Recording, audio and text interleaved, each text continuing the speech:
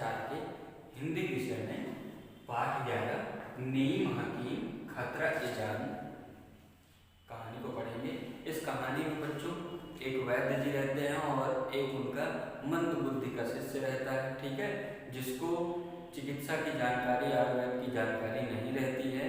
वो अपने वैद्य जी गुरु जी के साथ रहता है। वैद्य जी सोचते हैं कि ये हमारे साथ रहकर सीख जाएगा कुछ जानकारियाँ, लेकिन वो ध्यानपूर्वक सीखता नहीं था, इसलिए उसने आयुर्वेद की जानकारी नहीं ले पाई, ठीक है, और वो एक कुशल वैद्य नहीं बन सका। उसको सिर्फ आधी अधूरी जानकारियाँ ही प्राप्त थी। आप सबको पता ही है कि आधी अधूरी जानकारियाँ बहुत ही हानिकारक होती हैं, ठीक है। तो इस कहानी में हम ये आधी अधूरी जानकारी के बारे में जानेंगे कि अगर कोई वैद्य जो है उसको जानकारी ही ना रहे कि बुखार की दवा कौन सी है और वो दे दिया, पता चला पेट साफ करने की दवा, तो अगला इंसान तो मरने की नौबत आ जाएगी, है कि नहीं, उसकी और तबीयत खराब हो जाएगी। इस कहानी के माध्यम से हमको यही बताया गया कि हमें कोई भी काम जो है पूरी जानकारी के साथ करनी चाहिए, आधे अधूरे ज्ञान के साथ नहीं करना चाहिए। हमें जो भी काम करना चाहिए वो ईमानदारी से और सच्ची लगन से करना चाहिए। और कब करना चाहिए? जब हमें वो पूरे तरह से हम उसमें पारंगत हों, ठीक है। तो इस कहानी में हमें यही शिक्षा दी गई है कि अधूरा ज्ञान हानिकारक होता है, इसलिए हमें आधी जानकारी लेकर कोई भी काम नहीं करना चाहिए। कोई भी काम करने से पहले हमें उस काम के बारे में अच्छी तरह से जानकारी कर लेना चाहिए, ठीक है। आपके स्क्रीन पर जो है इस पाठ के साथ हमारी आवाज़ भी आती रहेगी। आप लोग इस पाठ को कम से कम 2 से 3 बार याद करिएगा और अपनी लिखावट सुधारने के लिए हिंदी और अंग्रेजी विषय के प्रतिदिन एक पेज जो है सुलेख लिखा करिए, लेख लिखा करिए, ठीक है।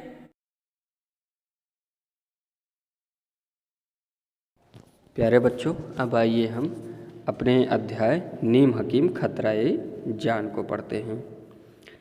किसी गांव में धर्मदास नाम के एक वैद्य रहते थे। आसपास के गांव में उनका बहुत नाम था। लोग अपने इलाज के लिए दूर दूर से उनके पास आते थे। उनका एक शिष्य उनसे बीमारियों का इलाज सीखने के लिए उनके पास रहता था। उसका नाम होशियार सिंह था। वह केवल नाम से ही होशियार था, वास्तव में बड़ा बुद्धू था।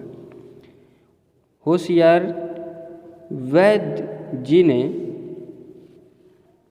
उसको चिकित्सा ज्ञान सिखाने की बहुत कोशिश की, लेकिन वह बिल्कुल नहीं सीख पाए। वैद्य जी जहाँ भी जाते उसको अपने साथ ले जाते थे।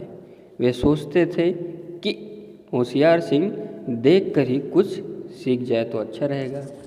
अब कोई गांव था, उसमें एक धर्मदास नाम के वैद्य रहते थे। अब वो बहुत ही अच्छे वैद्य थे, ठीक है। सभी लोगों का इलाज चुटकियों में कर देते थे अपनी औषधियों से, ठीक। इसलिए वो उनका नाम बहुत था। लोग दूर दूर से उनसे इलाज करवाने आते थे। और उनके पास उनका एक शिष्य रहता था जिसका नाम था होशियार सिंह। होशियार जैसा नाम था उसका, ठीक विपरीत उसका स्वभाव था। वह नाम से ही होशियार था, लेकिन वास्तव में वह होशियार नहीं था, वह मूर्ख था, ठीक है। गुरुजी जो उनके धर्मदास थे, ठीक है, वैद्य जी, वो होशियार को अच्छा वैद्य बनाना चाहते थे कि ये इलाज करना सीख जाए, लेकिन वह सीख नहीं पाया, ठीक है। अब वो कहते थे कि चलो ठीक है, इसको अगर हम अपने साथ इलाज करने के लिए लेके जाएंगे तो ये देख देख के कुछ न कुछ सीख ही जाएगा, फिर आगे क्या होता है। एक दिन वैद्य जी किसी आदमी का इलाज करने के लिए जा रहे थे। होशियार सिंह दवा की पेटी लेकर उनके पीछे पीछे चल दिया। थोड़ी देर में वे दोनों रोगी के घर पहुंच गए। वैद्य जी ने बीमार की नाड़ी देखी। इसे बुखार के साथ साथ पेट में दर्द भी था। वह खाना भी नहीं खा पा रहा था। वैद्य जी ने कहा, तुमने कल भुने हुए आलू तो नहीं खाए थे? उस आदमी ने हाँ में सिर हिला दिया। वैद्य जी बोले, तुम 2 दिन मूंग की पतली खिचड़ी खाना, या लो दवाई, 2 दिन ले लोगे तो ठीक हो जाओगे। अब वैद्य जी एक दिन किसी व्यक्ति का इलाज करने जा रहे थे, तो होशियार सिंह क्या किया, उनके साथ वो दवा की पेटी लेकर धीरे धीरे चल दिया। अब दोनों लोग रोगी के घर पहुँचे। अब वहाँ देख रहे हैं कि जो बीमार व्यक्ति था उसको बुखार था और पेट में दर्द था। अब वैद्य जी ने कहा, उससे व्यक्ति से पूछा, बीमार उस रोगी व्यक्ति से पूछा, कहा कि भाई क्या कल तुम भुने हुए आलू खाए थे? तो वो आदमी ने कहा, हाँ वैद्य जी, हाँ खाया था। कह, ओहो, लो 2 दिन मूंग की पतली खिचड़ी खाओ और ये दवाई ले लो, ठीक हो जाओगे। अब जब ये इलाज देखा होशियार सिंह, तो अब गुरु जी से पूछ रहा है, अपने वैद्य जी से पूछ रहा है। क्या पूछ रहा है? होशियार सिंह ने रास्ते में पूछा, गुरु जी आपको कैसे पता चला कि उस आदमी ने भुने हुए आलू खाए थे? क्या नाड़ी से यह पता चल जाता है? वैद्य जी बोले, नाड़ी से यह मालूम होता है कि तबीयत खराब है। इलाज करने वाले व्यक्ति को अपने आँख कान खुले रखने चाहिए। अब जब होशियार सिंह पूछा कि गुरुजी आपको कैसे पता चला, क्या नाड़ी में उस भुने हुए आलू की खुशबू आ रही थी क्या, जो आप बोल दिए कि भुने हुए आलू खाए थे? तो वैद्य जी कह रहे हैं, बेटा नाड़ी से ये पता चलता है कि बुखार कितना ज़्यादा तेज है, ठीक है। और हमेशा इलाज करने वाले व्यक्ति को, जो वैद्य होता है, उसको हमेशा नाक कान खुले रखने चाहिए। इसका क्या मतलब हुआ? इसका मतलब ये हुआ कि घर में जब कहीं इलाज करने जाया जाए तो चारों तरफ ज़रूर अपनी निगाहें दौड़ा लीजिए जाए कि उसके घर में क्या बना था, या जो है उसके घर में सफाई होती है कि नहीं, ठीक है। उसी हिसाब से उसका इलाज किया जाए, ठीक है। अब वैद्य जी बता रहे हैं, मैंने उस आदमी की चारपाई के नीचे भुने हुए आलू के छिलके पड़े देखे थे, इसलिए मैंने ऐसा कह दिया। वैसे मैं उसे पेट दर्द की दवा दे आया हूँ, वह 2 दिन पतली खिचड़ी खाएगा तो ठीक हो जाएगा। अब वैद्य जी ये बता दिए कि भाई उसके पलंग के नीचे जो है आलू के छिलके पड़े हुए थे। अब उसी से अंदाज़ा लगा लिए वैद्य जी कि पक्का ये खाया होगा आलू, इसी से पेट दर्द हो रहा है, और पेट दर्द की दवा दे दिए, और पतली खिचड़ी मूंग की खाएंगे तो ठीक हो जाएंगे। अब ये चीज़ सुनकर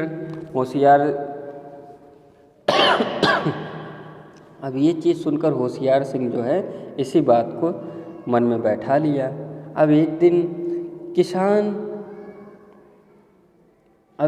एक किसान वैद्य जी के औषधालय में आया और बोला, वैद्य जी आप मेरे घर चलिए, मेरा भाई बीमार है।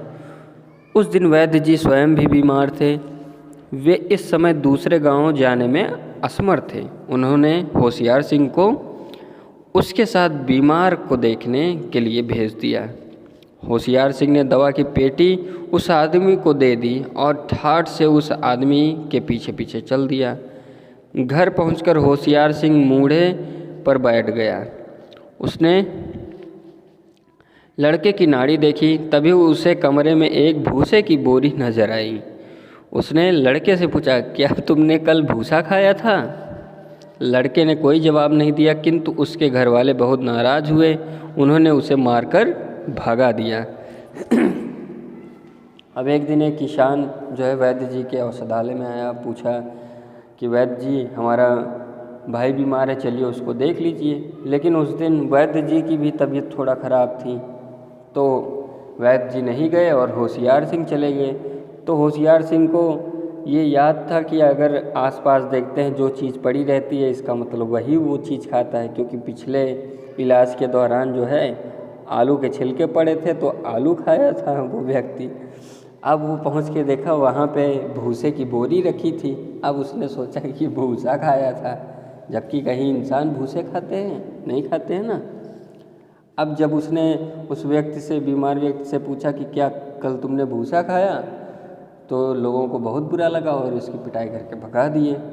फिर क्या आगे होता है, थोड़े दिन बाद एक आदमी वैद्य जी के पास आया और पैर पकड़कर बोला, वैद्य जी मेरे साथ चलिए, मेरा ऊँट बहुत बीमार है, उसका गला सूज गया है, वह कल से कुछ खा भी नहीं रहा है, उठता भी नहीं, बस बेसुध पड़ा हुआ है। वैद्य जी होशियार सिंह को लेकर ऊँट को देखने के लिए चल दिए। ऊँट को देखकर वैद्य जी ने पूछा, यह कब से बीमार है? इसे क्या हुआ है? कल दोपहर यह खेत तक गया था, बस तभी से बीमार है। हो सकता है किसी कीड़े ने इसे काट लिया हो, ऊँट वाले ने बताया। वैद्य जी ने खेत की तरफ देखा, वहाँ छोटे छोटे तरबूज लगे हुए थे। वैद्य जी तुरंत समझ गए कि उसकी गर्दन में तरबूज फंस गया है। उन्होंने एक चादर का गोला बनाकर ऊँट के गले के उस स्थान पर रखा जहाँ सूजन थी, फिर उस पर धीरे धीरे चोट मारने लगा। ऊँट के गले में फंसा हुआ तरबूज सरक कर उसके पेट में चला गया और ऊँट राहत पाकर उठ बैठा। अब एक दिन एक ऊँट बीमार हो गया और किसान जो है वैद्य जी के पास आया, तो वैद्य जी ने उस ऊँट को देखा और पूछा कि भाई कैसे बीमार हो गया ये? तो किसान ने बताया कि तरबूज के खेत के पास जो है ये गया था, तभी से बीमार हो गया, कुछ खा पी नहीं रहा है। अब वैद्य जी समझ गए कि तरबूज उसके गले में अटक गया है, इसीलिए उसका गला में सूजन आ गई है। तो उन्होंने क्या किया, उस तरबूज को सरका कर उसके पेट में कर दिया, ठीक है, और ऊँट ठीक हो गया। अब कुछ दिन बाद वैद्य जी कुछ दवाइयाँ बना रहे थे कि एक आदमी आया और बोला, मेरी माँ के पेट में दर्द है, वह कल से बहुत परेशान है, यदि आप चलकर देख लें तो बड़ी कृपा होगी। अब एक व्यक्ति की माता जी के पेट में दर्द था, ठीक है, उन्होंने वैद्य जी के पास आया और कहा कि चल के कुछ दवाइयाँ दे दीजिए। तो वैद्य जी बोले, अभी तो मैं दवा बना रहा हूँ, इन्हें छोड़कर नहीं जा सकता, मैं होशियार सिंह को भेज देता हूँ, वह दर्द की दवा दे आएगा, मैं बाद में आकर उन्हें देख लूँगा। होशियार सिंह बोला, गुरुजी आप कहें तो मैं इलाज कराऊँ? वैद्य जी बोले, भाई अभी मैं दवा बना रहा हूँ, एक काम करो, मैं अपने शिष्य होशियार को भेज रहा हूँ, वो दवा दे देगा दर्द की, उसके बाद मैं दवा बनाने के बाद आ जाऊँगा। तो अब होशियार सिंह कह रहा है, गुरुजी आप कहें तो मैं दवा तो दे ही आऊँगा, साथ में इलाज भी कराऊँगा। लेकिन वैद्य जी समझ गए कि होशियार सिंह जो है कोई ना कोई शरारत कर देगा। इस वजह से वैद्य जी मुस्कुराकर क्या बोले, वैद्य जी मुस्कुराए और बोले, वैसा ही इलाज जैसा पहले किया था, कहते हैं ना कि नीम हकीम खतरा ए जान, कुछ समझे? होशियार सिंह ने चुपचाप वैद्य जी द्वारा बनाई हुई औषधियाँ और दवाएं उठाई और उस आदमी के पीछे पीछे चल दिया। वैद्य जी मुस्कुराकर बोले, अच्छा वैसा ही इलाज जैसे गए थे एक बार करने, मार खा के चले आए थे, भूसा खिला रहे थे इंसान को।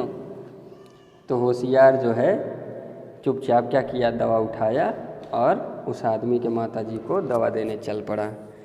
बच्चों यहाँ पे देखिए, वैद्य जी बोले हैं नीम हकीम खतरा ए जान, इसका क्या मतलब हुआ? नीम हकीम जो कुछ ज्ञान रखने वाले वैद्य होते हैं, अगर उनसे हम इलाज कराएंगे तो खतरा ए जान, हमारी जान को खतरा हो सकता है। इसका क्या मतलब हुआ? अगर हमारे पास अधूरा ज्ञान है, मामूली ज्ञान है, थोड़ा सा ज्ञान है, तो उससे हमें बहुत ही ज़्यादा नुकसान हो सकता है। इसीलिए हमें कोई भी चीज़ पूरे ज्ञान के साथ करनी चाहिए। अगर हमको आधा अधूरा ज्ञान है तो हमें वो काम नहीं करना चाहिए। हमें कोई भी काम करने के लिए पूरे ज्ञान की ज़रूरत है, ठीक है। कोई भी काम करने के लिए उस काम में पारंगत होना चाहिए, ठीक है। इसीलिए अपना इलाज करवाएं तो अच्छे डॉक्टर से करवाएं, अन्यथा किसी झोला छाप डॉक्टर से ना करवाएं, ठीक है। बच्चों इस कहानी से यह शिक्षा मिलती है कि अधूरा ज्ञान हानिकारक होता है। आधी जानकारी जिसको रहे उससे कोई उस काम को नहीं करवाना चाहिए, नहीं तो वो काम पूरा चौपट हो जाएगा, ठीक है बच्चों। इस कहानी को आपने खूब खुश होकर पढ़ा, ठीक है। अब इस कहानी के शब्दार्थ दिए गए हैं, इनको आप याद कर लीजिएगा, ठीक है। और कुछ इनके अभ्यास प्रश्न दिए गए हैं, उनको भी कर लीजिएगा, ठीक। आपको PDF के द्वारा इनके प्रश्नोत्तर और ये सभी अभ्यास प्रश्न दिए जाएंगे। धन्यवाद।